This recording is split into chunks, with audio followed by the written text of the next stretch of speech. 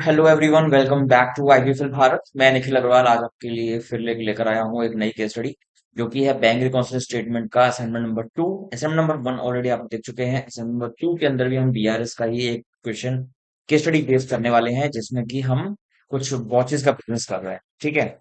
इसके अंदर हमें बिजनेस में कुछ अमाउंट इन्वेस्ट करना है। एक न्यू बिजनेस है और बैंक में भी हमें पैसा जमा करवाना है। तो चलिए शुरू करते हैं।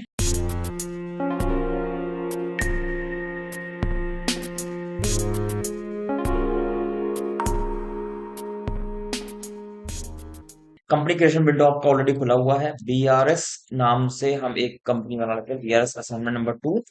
एंड इसको हम डाल देते हैं दिल्ली स्टेट में एंड इसको हम करवा देते हैं एक्सेप्ट। ठीक है। जीएसटी का ऑप्शन मैंने नो कर लिया है एंड इसको करवाते हैं एक्सेप्ट। अब वर्किंग शुरू होती है। काम वैसे तो हमें कहा हुआ है कंपनी का जो नाम है वो समर एंड सन्स बनाना है, बट आप वो काम कर लेना, समर एंड सन्स नाम से बना लेना। और हमने क्योंकि हमें बताना होता है असाइनमेंट नंबर के हिसाब से अपनी लिस्ट में हमें ध्यान रखना होता है, इस वजह से हमने इसको कंपनी के नाम से नहीं बनाया है, असाइनमेंट के नाम से बनाया है। ठीक है।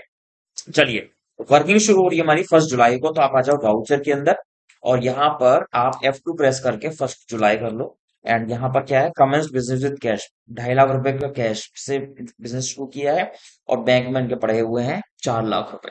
ठीक है। तो हम यहाँ पे क्या करने वाले हैं, रिसीट एंट्री कर लो और क्रेडिट में हम कर लेते हैं कैपिटल। ठीक है। एंड इसको करवा दिया एक्सेप्ट। टोटल अमाउंट हमें डालना है यहाँ पर 4 लाख और 2.5 लाख, टोटल मिला के हो जाता है ये 6.5 लाख। ठीक है। जिसके अंदर जो हमारा कैश होगा वो होगा 2.5। ठीक है। और बाकी बचा हुआ हम डाल देंगे आईसीआईसी बैंक का लेजर बनाकर, आईसीआईसीआई बैंक। ठीक है। इसको डाल दो आप बैंक अकाउंट के अंदर एंड करवा देते हैं इसको एक्सेप्ट। ठीक है। तो बचा हुआ जो हमारा आईसीआईसी बैंक है वो आ जाएगा 4 लाख रुपए का, जैसे वो मैं बता रखा है। एंड इसको करवा दी मैंने एक्सेप्ट। मनी इन्वेस्ट हो चुका है। नेक्स्ट एंट्री 2 जुलाई को परचेज कर रहे हैं मिस्टर नवीन से। परचेज में चलते हैं, F9 दबाओ। और यहाँ पर हमने क्रिएट कर लेना है नवीन नाम से एक क्रेडिटर का लेजर। और ये हो गया क्रेडिटर। नवीन की स्पेलिंग जरा सही कर लेते हैं। ठीक है। क्रेडिटर। तो यहाँ पर हमारा ये आ गया क्रेडिटर, हमने डाल लिया है इसको एंड इसको करवा देते हैं हम एक्सेप्ट। एक परचेज का लेजर, Ctrl+A कर लो। परचेज का लेजर बनाते हैं अंडर परचेजेस। ठीक है। और अब है हमारे पास आइटम टाइमेक्स की वॉच। पहले आप कर लो इसको क्रिएट टाइमेक्स वॉच। यूनिट इसकी नंबर्स में बना लो। कोई हमें गोडाउन वगैरह का काम नहीं दिया हुआ, सिंपल वर्किंग है बिल्कुल। और अब यहाँ पे हम डालते हैं क्वांटिटी 50 पीसेस की क्वांटिटी एंड 1200 रुपीज का रेट। और दूसरा आइटम इसमें है राडो वॉच। ठीक है। इसको भी अब नंबर्स में डाल लो। एंड ये है हमारी क्वांटिटी है 30 की एंड रेट है इसका 2200 रुपए का। ठीक है। ये हमारा हो जाता है 2 जुलाई को और न्यू रेफरेंस में हम बना दिया। कोई बिल नंबर हमें दिया हुआ नहीं है तो मेंशन नहीं करते। एंड अब आते हैं हम सेल्स में। सेल्स के लिए हमें बनाना होगा एक लेजर मिस्टर राहुल का। और उसको हम डाल देते हैं डेटर के अंदर। ठीक है। और फिर एक बनेगा हमारा सेल्स का लेजर अंडर सेल्स। ठीक है। अब यहाँ पर हमारे पास आइटम क्या क्या है, टाइमेक्स 50 पड़ी हुई है लेकिन हम यहाँ पर 35 बेच रहे हैं। तो यहाँ पर 35 डालो और रेट है बेचने वाला 1600। और दूसरा हमारा जो प्राडो वॉच है उसकी क्वांटिटी हम बेच रहे हैं 25 और रेट हमने लगाया 2695 रुपए। ठीक है। ये काम हमारा हो जाता है, सेल परचेज हो गई। अब चलिए आगे। आगे फोर्थ पॉइंट पे हम चलते हैं। 2 जुलाई को पेड ऑफिस रेंट। पेड यानी कि पेमेंट में आ जाओ और यहाँ पे एक लेजर बना लो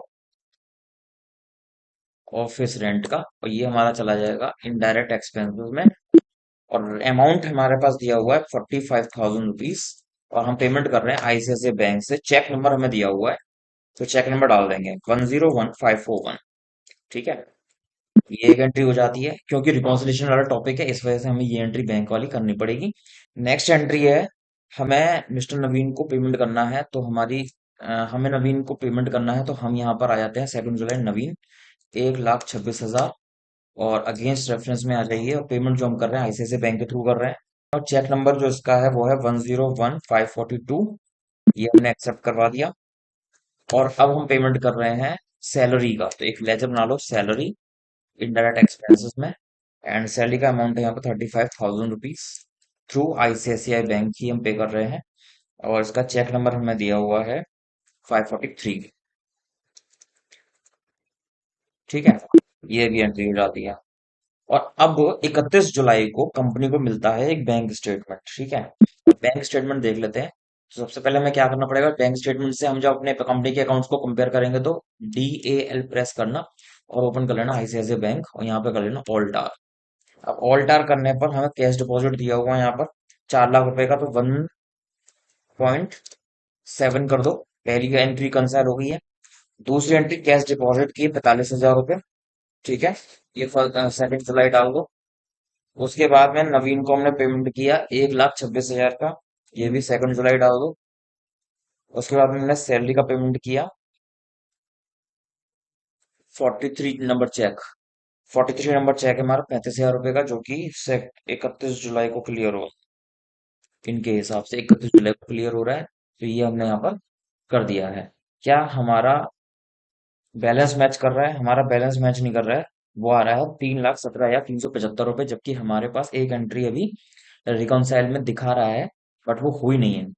वो क्यों? क्योंकि हम 2 जुलाई वाला चेक 31 जुलाई को कर रहे हैं, और 31 जुलाई के डेट के हिसाब से हमने अभी तक काम कोई किया नहीं है। ठीक है, तो ये अभी हमें करना पड़ेगा। और इसके अलावा हमें एक एंट्री दी हुई है, डिपॉजिट बाय डेटर राहुल।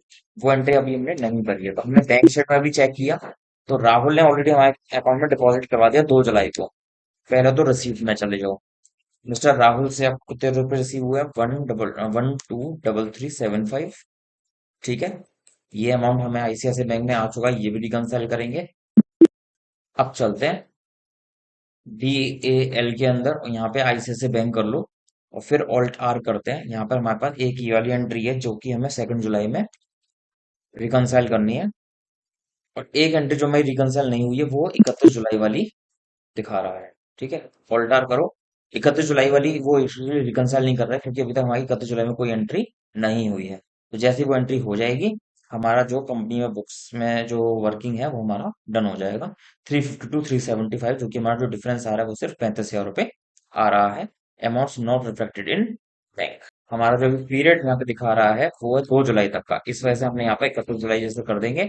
अब वो हमारी एंट्री गायब हो जाएगी, और हमारा जो कंपनी का बुक्स है वो balance as per book match कर जाएगा। ठीक है, तो इसके तरह से हमको बीआरएस में काम करना होता है। और अपनी जो भी एंट्री आपने करी है वो सारी एंट्री को आपको क्या करना है, मैच कराना है अपनी बैंक स्टेटमेंट से। और जिस पॉइंट पर आपकी बैंक स्टेटमेंट और आपकी कंपनी का जो लेजर बैंक का है वो मैच कर जाता है, इसका मतलब आपका जो रिकॉन्सिलेशन वाला जो प्रोसेस है वो कंप्लीट हो जाता है।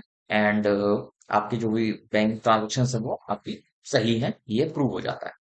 तो इस तरह से ही हम रिकॉन्साइल करते हैं अभी। और पसंद आया हो वीडियो तो लाइक जरूर कर देना, और चैनल को सब्सक्राइब जरूर कर लेना। अगली वीडियोस जल्दी ही आपके सामने लेकर आएंगे, तब तक के लिए thanks for watching, bye bye, and see you soon again in the new blog.